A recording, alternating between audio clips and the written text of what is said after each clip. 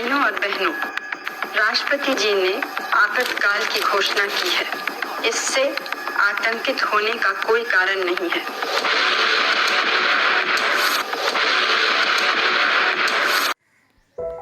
25 जून 1975 की वह तारीख, जब जून की तपती गर्मी में सियासी पारा भी उफान पर था। इसी दिन प्रधानमंत्री इंदिरा गांधी ने देश में आपातकाल की घोषणा की थी। आज़ादी के बाद भारत पहली बार इमरजेंसी के स्याह दौर से गुजरा। तकरीबन 1.5 साल से अधिक समय तक चले आपातकाल के दौर में देश कई ऐतिहासिक घटनाओं का गवाह बना। जहां एक तरफ नागरिकों के संवैधानिक अधिकार निलंबित हो गए थे, तो वहीं दूसरी ओर प्रेस की आज़ादी भी भंग कर दी गई थी। लेकिन देश में आपातकाल क्यों लागू किया गया था और इमरजेंसी के बाद देश में क्या बदलाव आए? अतीत के पन्नों को टटोले तो मालूम होता है कि साल 1971 के चुनावी नतीजे ने श्रीमती इंदिरा गांधी को कटघरे में लाकर खड़ा कर दिया था। वहीं इसके साथ ही देश में चल रहे विरोध प्रदर्शन ने श्रीमती इंदिरा गांधी की मुश्किलों को बढ़ाने का काम किया था। दरअसल 1971 के चुनाव में श्रीमती इंदिरा गांधी ने रायबरेली सीट पर अपने समाजवादी प्रतिद्वंदी राजनारायण को तकरीबन 1,11,000 से अधिक वोटों के अंतर से शिकस्त दी थी। वहीं राजनारायण ने चुनावी नतीजों को चुनौती देते हुए इलाहाबाद उच्च न्यायालय में अपनी याचिका दायर की। मामले की सुनवाई करते हुए इलाहाबाद उच्च न्यायालय के न्यायाधीश जगमोहन लाल सिन्हा ने 12 जून 1975 को चुनावी परिणाम को खारिज कर दिया और राजनारायण को विजेता घोषित कर दिया। इसके साथ ही श्रीमती इंदिरा गांधी की लोकसभा सदस्यता को भी समाप्त कर दिया। लेकिन इलाहाबाद हाई कोर्ट के फैसले को इंदिरा गांधी ने सुप्रीम कोर्ट में चुनौती दी।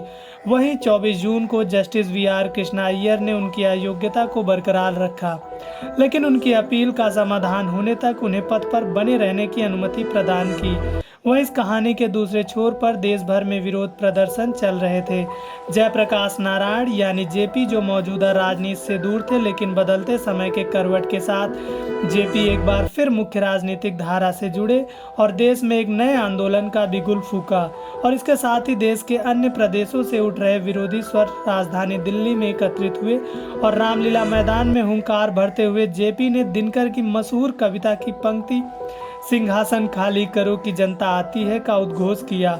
वहीं दूसरी तरफ प्रधानमंत्री आवास में बैठी इंदिरा गांधी इन चुनौतियों से निपटने की राह तलाश रही थी। उनके साथ इस बैठक में उनके बेटे संजय गांधी और पश्चिम बंगाल के तत्कालीन मुख्यमंत्री सिद्धार्थ शंकर्रे शामिल थे। गहन विचार विमर्श के बाद श्रीमती इंदिरा गांधी ने फैसला किया जिसकी भनक कैबिनेट तक को नहीं थी, और फैसला था देश में आपातकाल लागू करने का, जिसके लिए आधी रात को ही श्रीमती इंदिरा गांधी राष्ट्रपति भवन पहुंची।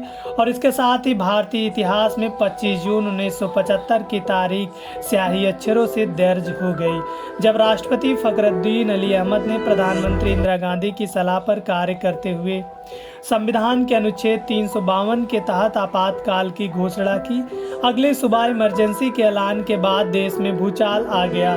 जहां राजधानी की सड़कों पर जनसैलाब उमड़ा था, आज वहां सन्नाटा पसरा हुआ था, क्योंकि आपातकाल की घोषणा के बाद करीब सभी विपक्षी नेताओं सहित 1 लाख से अधिक प्रदर्शनकारियों और सरकार के आलोचकों को आंतरिक सुरक्षा अधिनियम मीसा तथा भारत रक्षा नियमों के तहत गिरफ्तार किया गया। वहीं लोकतंत्र का चौथा स्तंभ कहे जाने वाले मीडिया भी इस दौर में मजबूर नजर आया। दरअसल मीडिया की स्वतंत्रता पर भी अंकुश लगाए गए। उस दौरान प्रेस को तत्काल प्रभाव से बंद कर दिया गया। खबरों को सेंसर करने के बाद ही प्रकाशित किया जाता था और साथ ही देश भर के पत्रकारों को भी गिरफ्तार कर लिया गया था।